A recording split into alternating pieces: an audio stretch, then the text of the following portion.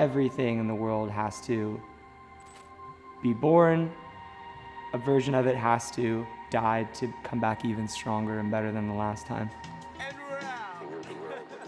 I lived a lot of life very quickly, so I feel like I have an actual story to tell now. I feel like before I didn't, or I was telling a false story or trying to be something I wasn't. And now I actually get to be who I want to be or feel comfortable enough to be who I am. That authenticity leads to an authentic story. And now I actually feel like I have something to say. Before I didn't. I mean, before I tried to make something. And when you try and when you fight against your own self, people can see that very clearly and they don't receive what you're trying to tell them. I am Trou. This is the third and last iteration of myself as an artist.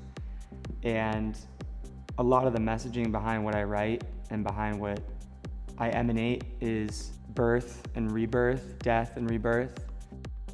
And that really is what I want people to understand behind who I am and behind the messaging and my music, that it isn't just, let's make something that sounds cool. It all has a story, and even if it's only a couple lines, it's quality over quantity.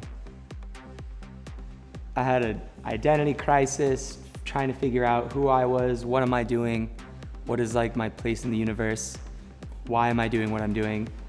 And I went on a massive journey of like self-discovery.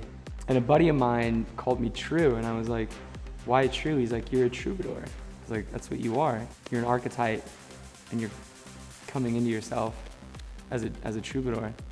And so that nickname stuck, Trou. So I incorporate, lyrical poetry, singing, melody, lyrics, right? And try to do it in all my music.